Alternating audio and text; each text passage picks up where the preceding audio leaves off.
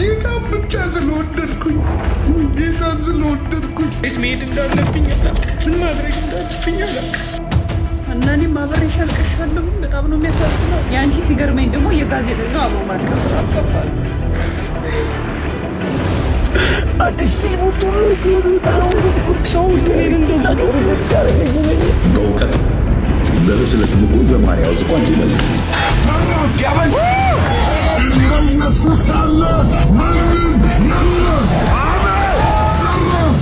ምንድን ነው ያደረኩት?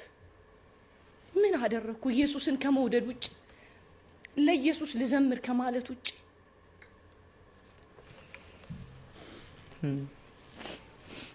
ባገኙኝ ቦታና ባገኙኝ ቦታ ሁሉን ማለት አልችልም። ሁሉም ኦርቶዶክስ ቤተክርስቲያንን ስለማይወክል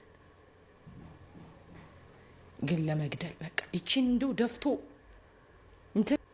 እና እኔም አብሬሽ አልቅሻለሁ። በጣም ነው የሚያሳዝነው። ማንም ኦርቶዶክሳዊ ማለት ነው ሊጨራሽ እንገልሻለን ደረጃ ማንም የሚል የለም። በቃ እቺ ቤተክርስቲያን እንድትሰደብ ከክብሯ ዝቅ ያረጋችኋት እየመሰላችሁ በየጊዜው አዳዲስ ነገር እያመጣችሁ እዚህ እንትን ትሉብናላችሁና ማንም አሁን አንቺን አጀንዳ ሰጥቶ ምናምን እዚህ ጋር የሚናገርሽ የለም። እናቱ መመለስ ከፈለግሽ ቅድስት ቤተክርስቲያን ሁሌ በሯ ክፍት ነው። በቃ ንስሐ ገብተሽ ቄደርሽን ተጠምቀሽ አባቶች አርጊ የሚሉሽን አድርገሽ መመለስ ትችያለሽ። ምንም ማልቀስ ምንም ድራማ መስራት አይጠበቅብሽም። ምንም ያንቺ ሲገርመኝ ደግሞ የጋዜጠኛው አብሮ ማልቀስ በጣም ከባድ። አዲስ ፊልም ሰው እንደዚህ ነው ሪጀክት ያደረገኝ ነኝ። በዚህ ሰልፉ አለ፣ በዚህ መከራው አለ፣ በዚህ አለመብላቱ አለ፣ በዚህ ውጣ ውረዱ አለ፣ በዚህ ጥላቻው አለ። በምድረ በዳ ባበላታለሁ አይደለም እያባበለኝ ራሴን ጠላሁት። ምንድን ነው ያደረኩት? ምን አደረኩ? ኢየሱስን ከመውደድ ውጭ ለኢየሱስ ልዘምር ከማለት ውጭ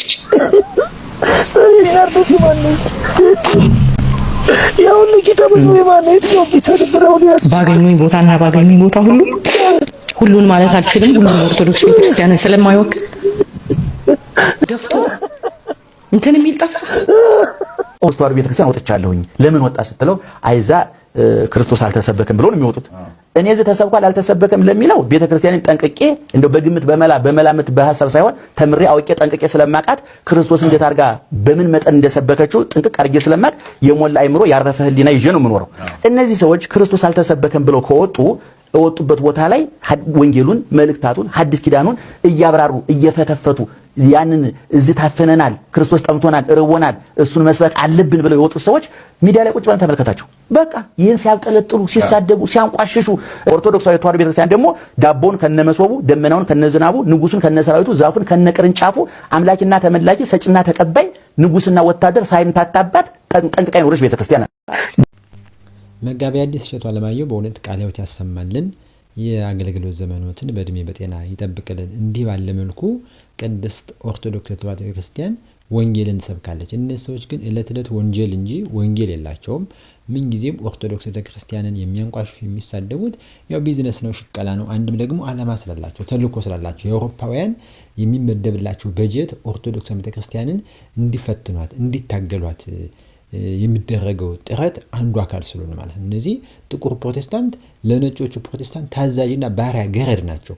የነጮቹ ፕሮቴስታንት ገረድ ናቸው። ዓላማቸው ነጮቹ ባዛቸው ልክ ነው ማለት ነው። ኦርቶዶክስን ለማጥፋት የሚያደርጉትን ጥረት የሮም ቤተክርስቲያን ያልቻለችውን እንዲሁም ደግሞ የጣሊያን ጦር ያልቻለውን የኢትዮጵያ ቤተክርስቲያን የማጥፋት ዘመቻ አሁን በገንዛ ልጆቿ የሚታገሉ የአውሮፓውያን ዓላማ ነው። እነዚህ ጥቁር ገረድ ፕሮቴስታንት ደግሞ አልገባቸውም። ይሄ ዓላማ ሆነ ብለውም በእውቀት የሚያደርጉት አሉ። ኦርቶዶክስ ቤተክርስቲያንን የሚታገሉ የኢትዮጵያ ቤተክርስቲያን በእነሱ ጩኸትና በእነዚህ አይነት ተራ ድራማ የምትወድቅ የሚመስላቸው ከንቶች ናቸው። ይሄን ያለማያውቁት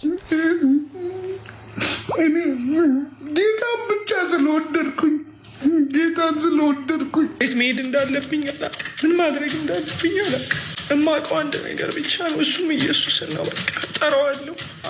አብራት ታለቅሳለች ደግሞ ጀለሷ። ኢየሱስ ልዘምር ከማለት ውጭ ለምን አልሞት? ለምን አይዘከዝኩኝም? በቃ ለኔ ክብሬ ነው። አሁን አልቅሳ ትሸክል።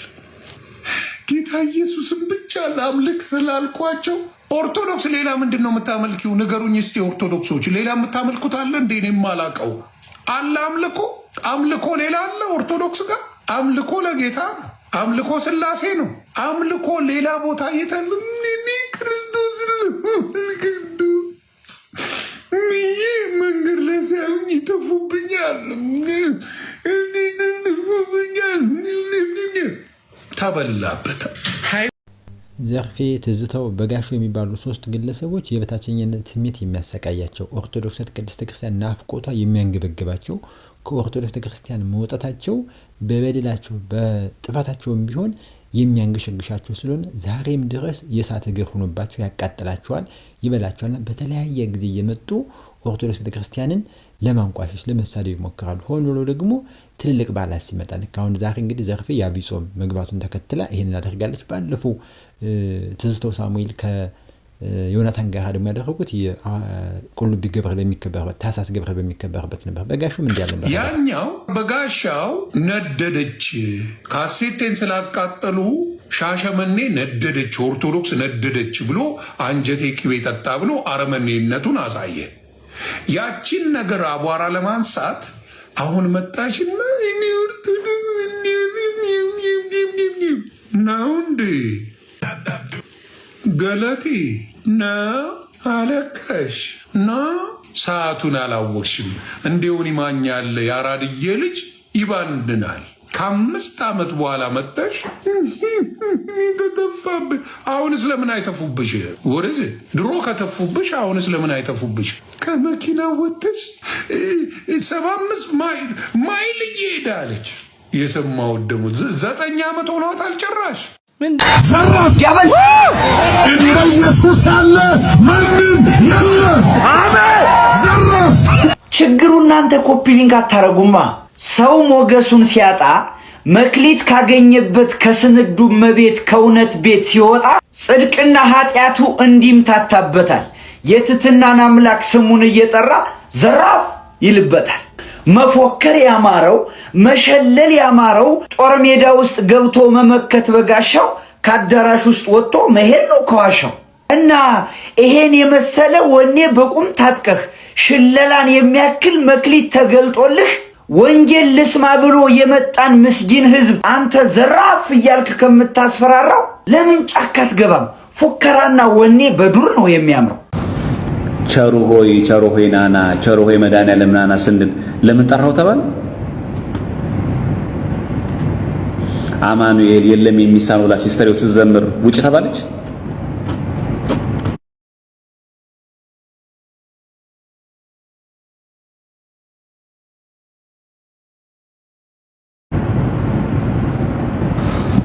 እና እግዚአብሔር አምላክ ማስተዋል ጠቡን ይስጥሽ።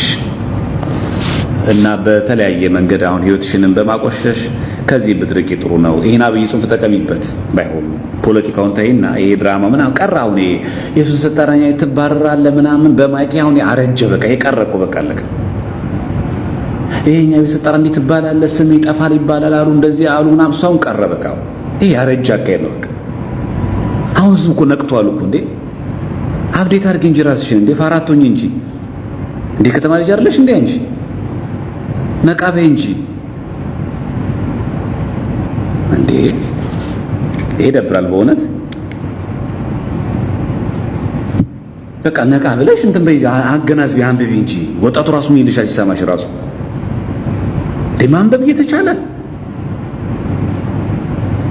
ኢየሱስ የሚለውን ስም እንዳልጠራ ስለከለከሉኝ እምነት ብቻ የሚለውን የተከተልኩት ለዛ ነው እያልሽን እኮ ነው ያለሽው። የገባሽ ወደ መናፍቃን አዳራሽ ነው። ገፍቶ እዛው ሰርሽ ደግሞ ኢየሱስ ለዛው ወደ ኑፋቄ ከተተሽ ለሱ ክብር ምስጋና ይግባውና ከገባሽበት አረንቋ ክደት ያወጣል እንጂ ወደ ክደት ይከተል እንደ ጌታችን ማይባል ነገር አትበሉ ለማለት ያክል ነው። እግዚአብሔር ከፈቀደ ጤና ከሰጠን ነገ ከቅዳሴ መልስ አንድ ትምህርት ኦርቶዶክሳዊ ትምህርት የሚያሰኘው ምን ሲያሟላ የሚለውን እንመለከታለን። አንድ ትምህርት በቤተክርስቲያናችን ብዙ ጊዜ አሁን ጭቅጭቅ ነው የሚነሳበት። ኦርቶዶክሳዊ ትምህርት ለመሆኑ መመዘኛው ምንድን ነው? የኛ የኦርቶዶክስ ቤተክርስቲያን ትምህርት ለመሆኑ መመዘኛዎቹ ምንድን ናቸው? እግዚአብሔር ቢፈቅድ ያን እንመለከታለን። ዛሬ ግን ብዙዎቹ በማህበራዊ ሚዲያ ስለሷ በጣም እየተቆጡ ሲናገሩ ርዕስ ለመሆን ያችን ርዕስ ከቨር ለማድረግ ሲሞክሩ እኛም አብረን የዱላቸው እንትን መሳር ተጠቃሚ አንሆን። በቃ ስለሚፈልጉት አታውሩት። በቃ አለቀ። እነሱ የሚፈልጉት ይሄንን አጀንዳ እንድንይዘው ነው የሚፈልጉት። ከዛ በፕሮቴስታንት ዲኖሚኔሽን መካከል ልዩነት እንዳናነሳው ተከራኖ እንዲቀር ሰው እንዳይነቃ ማስቻል። ታዲያ ለኛ ለነሱ ጎል መግባት አለበት። በቃ ከመጣች ከቆረቆራት ትመለስ። ምን ችግር መድኃኒዓለም ደጅዳ ታለቅስ ፖድካስት ፊት ለፊት ከማልቀስ እሱ እኮ ይሰማል እኮ። በእርግጠኝነት ደግሞ ውስጣዊ ሰላም የለሽም። ታውቂዋለሽ ዘርፌ ውስጥሽን በደንብ አድርገሽ። እውነተኛው ቤት ማን እንደሆነ ውስጥሽን በደንብ ያውቀዋል።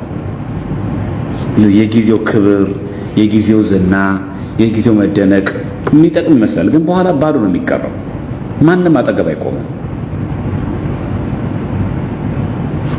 እና ይሄንን ልታቂ ይገባል ለማለት ያክል ነው። ምዕመናን ኦርቶዶክሳውያን በዚህ ልክ ራሳችን እንድንገነዘብ እንጂ ግራ መጋባት ሊኖርብን አይገባም ለማለት ያክል ነው።